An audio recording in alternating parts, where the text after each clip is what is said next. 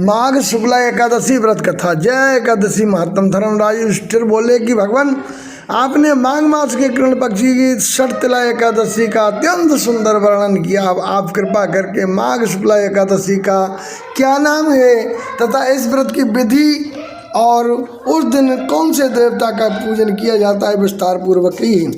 श्री कृष्ण भगवान कृपा पूर्वक बोले, हे राजन, इस एकादशी का नाम जया है। इसका व्रत करने से मनुष्य ब्रह्म हत्या आदि पापों से छूटकर स्वर्ग को की प्राप्ति करता है, पिशाचादि योनियों से भी मुक्ति मिल जाती है। अतएव इस व्रत को विधि पूर्वक करना चाहिए। अब मैं तुमको पद्म पुराण की एक कथा सुनाता हूँ। देवराज इंद्र स्वर्ग में राज करते थे और अन्य सब देवगण सुखपूर्वक स्वर्ग में रहते थे। एक समय इंद्र अपनी चांसार नंदन वन में अप्सराओं के साथ क्रीड़ा कर रहे थे और गंधर्व गान कर रहे थे। उन गंधर्वों में प्रसिद्ध पुष्पदत्त तथा उनकी कन्या पुष्पवती और चित्रसेन तथा उसकी स्त्री मलिन भी थे। मलिन का पुत्र पुष्पवान और उसका पुत्र माल्यवान भी उपस्थित थे।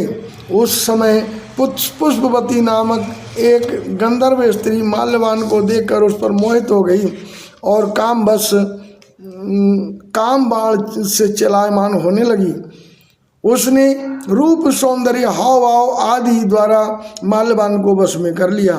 पुष्पवती की सुंदरता को देखकर माल्यवान भी उसके ऊपर मोहित हो गया। अतः ये दोनों कामदेव के वश में हो गए। परंतु फिर भी इंद्र के बुलावे पर नृत्य गान के लिए जाना पड़ा और अप्सराओं के साथ गाना शुरू किया। परंतु कामदेव के प्रभाव से उनका मन ना लगा और अशुद्ध गायन करने लगे।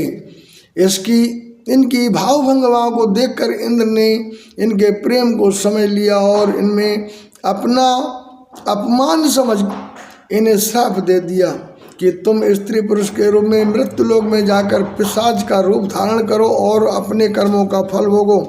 इंद्र का श्राप सुनकर ये दोनों अत्यंत दुखी हुए और हिमाचल पर्वत पर पिशाच बनकर अत्यंत अपना जीवन व्यतीत करने लगे। रात दिन में उन्हें एक क्षण भी निद्रा नहीं आती थी। उस स्थान पर अत्यंत सर्दी थी, उनके दांत सर्दी से कटकटा रहे थे। एक दिन पिशाच ने अपनी स्त्री से कहा, ना मालूम हमने पिछले जन्म में ऐसे कौन से पाप किए हैं जिससे हमें इतनी दुखदायी ये पिशाच योनि प्राप्त हुई है।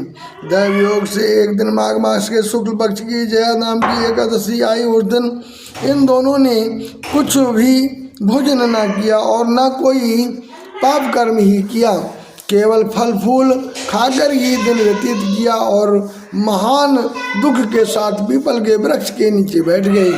जब सूर्य नारायण अस्ताचल की ओर गए तब रात्रि इन दोनों ने एक दूसरे से लिपटकर बड़ी कठिनता के साथ व्यतीत की।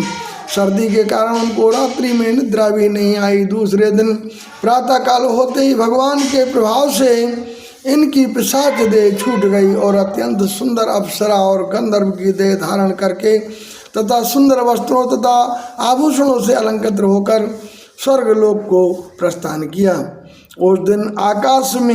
उस समय आकाश में देवगण तथा गंधर्व उनकी स्तुति तथा पुष्प वर्षा करने लगे।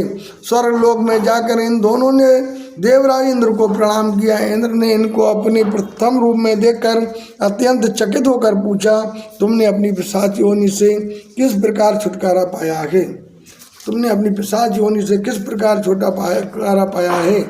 यह सुनकर माल्यवान बोले कि हे देवेंद्र, भगवान विष्णु की कृपा और जया एकादशी के व्रत के प्रभाव से ही हमारी पिशाच देह छूटी है। तब इंद्र बोले कि हे माल्यवान, भगवान की कृपा और एकादशी के व्रत करने से न केवल तुम पिशाच योनि से मुक्त हुए हो वरन हम लोगों के भी वंदनीय हो गए हो, क्योंकि विष्णु और शिव के भक्त हम लोगों के वंदनीय हैं। अतः आपको धन्य है। अब आप पुष्पवती के साथ जाकर विहार करो। श्री कृष्ण कहने लगे कि हे राजा युधिष्ठिर, इस जया एकादशी के व्रत से बुरी योनि छूट जाती है। जिस मनुष्य ने इस एकादशी का व्रत किया है उसने मानो सब यज्ञ जप दान आदि कर लिए हैं। जो मनुष्य जया एकादशी का व्रत करते हैं वे अवश्य 1000 वर्ष तक स्वर्ग में निवास करते हैं। बोलिए विष्णु भगवान की जय।